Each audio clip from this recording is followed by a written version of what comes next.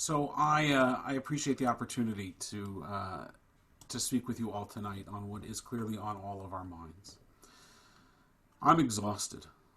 I don't know if you can tell that, but I am. I'm exhausted. I'm worn out. I'm tired. I'm empty. I'm deflated, not defeated, but it wouldn't take much. And I know I'm not alone. I know that you're exhausted too. They say that the problem with Chicken Little was that every day he would yell, "The sky is falling, the sky is falling." And he did it so often that people ignored him when it really was. Now our experience has been just the opposite. Every day the sky is falling. Our planet, our lives, civil society, all are in great danger, in mortal danger. And if we look away for one moment, if we stop trying to hold up the sky, it might all come crashing down.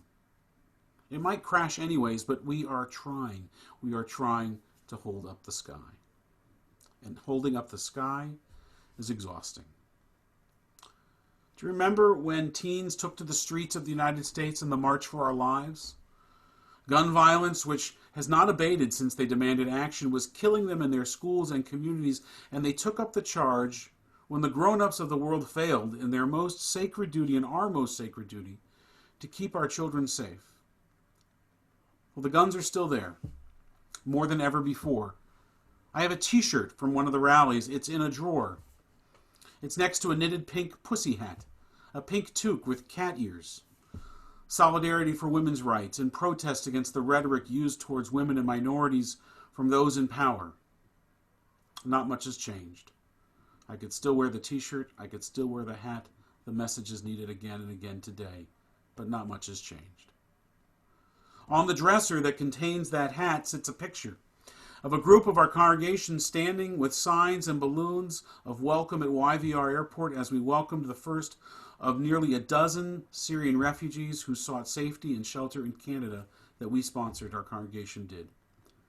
Months later, 100 of us stood at Jackpool Plaza demanding that if the U.S. closed its borders to Syrian refugees, as they claimed they would, that Canada let more in. Now, next to that picture on my dresser sits another picture of Rabbi Brown and I marching over the Cambie Street Bridge with 100,000 other Vancouverites marching for climate justice. Remember when all we were trying to do was just save the planet? Oh, those days. Of course, that picture is obscured a little by the homemade mask and bottle of hand sanitizer, also homemade, that sits in a bundle on my dresser. Don't leave home without it used to refer to an American Express card. Now it refers to my own PPE. But my dresser is messy, and my whole house is messy, because we have been home sheltering in place for more than 3 months. The kids use most of the house for homeschool, and I use this one quiet space to broadcast this service to you. My home is literally a sanctuary. A whiteboard hangs where we used to have a painting, because we have to keep track, like we're in some office, of everyone's Zoom calls and screen time and projects. I'm the only one in the house that doesn't need a haircut. And we all need a hug. My siblings are in California. My brother lost his job. My sister teaches her students from home. My nephew left his first year at university, and he left all of his stuff in his dorm because he thought he was going back after spring break. And now he wonders when, if ever, he'll go back. My parents and my in-laws, they all have medical reasons to stay home and away from anyone who breathes. Now, of course, it took every ounce of energy that we had early on and many days of quoting Bonnie Henry to convince them of that simple fact. But now they stay home and they're going a bit stir-crazy. But as if the global pandemic and economic collapse was not enough to keep us up at night, we watch with horror as one police officer's murderous knee crystallized the experience of blacks and people of color in America. And it evoked for us Canada's own ongoing oppression of Indigenous peoples, the anti-black and anti-Asian violence that is here in Canada too, and around the world. One of my colleagues, Rabbi Jeff Salkin, observed that Jews experienced the wave of violence against Jews, Pittsburgh, Poway, Jersey City, Muncie, just to name a few, as the continuation of the darkest moments of Jewish history, as one long pogrom. American blacks experienced the wave of violence against them as the continuation of the darkest moments of American history, as one long lynching. Anti-Semitism is the Yetzer Hara, the evil inclination of Western civilization. And racism is the Yetzer Hara, the evil inclination of American society. It is horrifying. It is horrifying what we are seeing on the news. But blacks in America see and experience it every single day. It's not news to them, it's reality. If you worry that you may be shot by the police or some terrified white person if you go for a jog in a white neighborhood, then you have been living social distancing and isolation your entire life, not just 3 months of a pandemic. It is terrifying. It is terrifying to live as a black person in America. And I am a privileged, middle-aged, gainfully employed, well-educated white man living in Canada. The only time that I fear the police is if I reach for my cell phone while I'm driving. Can you imagine being black, out of work, and living in fear in America today? I can't. But I am really trying. I am trying hard because it is so hard and it has to feel so helpless. Judaism is built upon the great value of holding complexity, and this is complex, and it's also simple.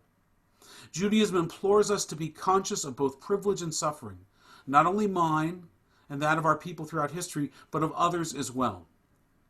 Judaism commands us from the very first words of the Torah, when God created human beings in God's own image, that all lives matter, but that the lives of those in peril or jeopardy, under the gaze of persecution, under the boot or the knee of authoritarianism, those lives matter more right now, and it is my Jewish duty to redeem them. Too many are imprisoned in our world today, trapped by circumstance, sentenced by intolerance, surrounded by bigotry, tortured by racism. The prison walls are built high by indifference, and they are topped by razor-sharp tongues that cut like wire, and guarded by towers of institutionalized racism that cast long shadows from generation to generation. In his first major speech as a civil rights leader addressing the Montgomery, Alabama bus boycott, on December 5, 1955, 64 and a half years ago today, Dr. Martin Luther King Jr. powerfully declared, "There comes a time when people get tired.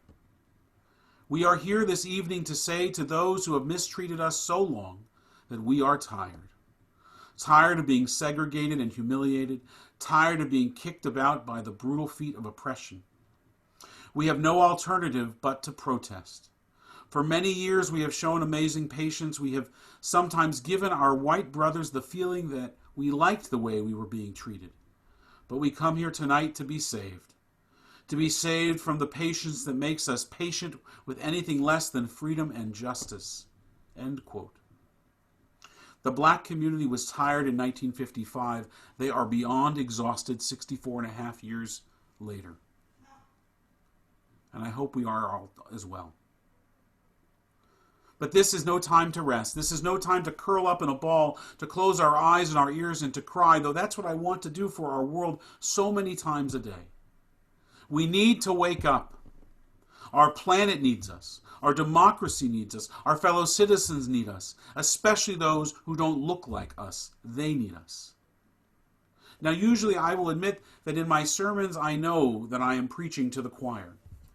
Often there is nothing that you can do, or nothing that you are not already doing, to avert the societal wrong that I attempt to lift up with the prophetic voice of Torah. But that is not the case tonight. Only white people can end racism.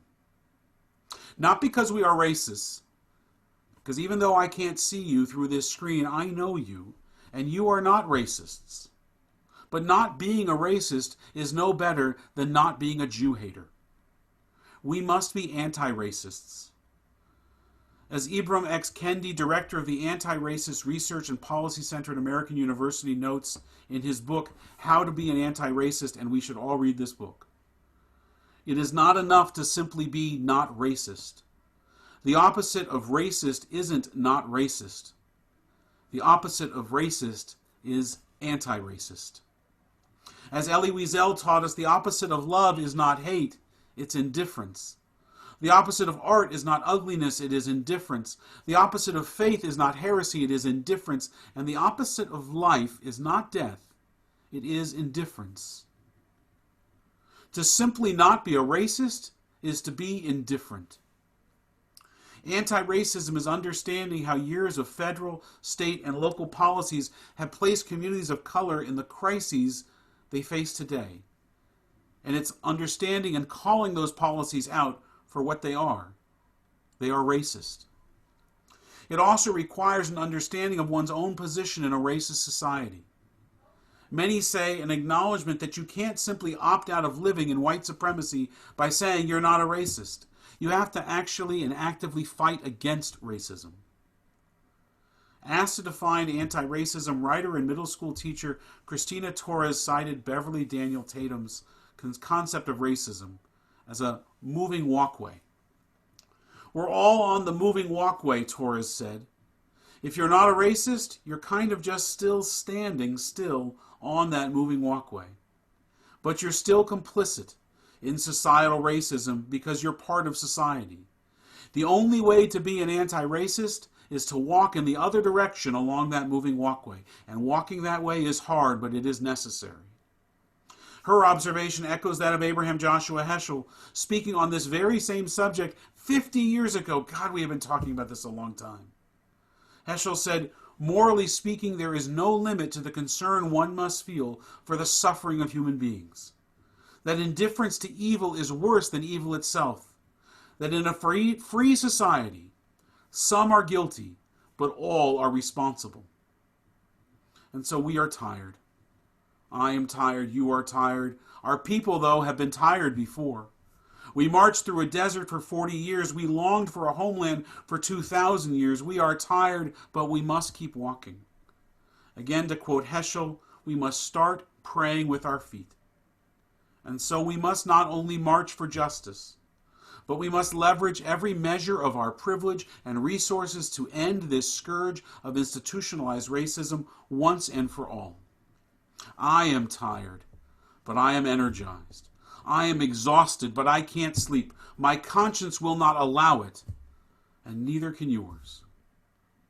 Ken Yehi Ratzon, may it be God's will. Amen.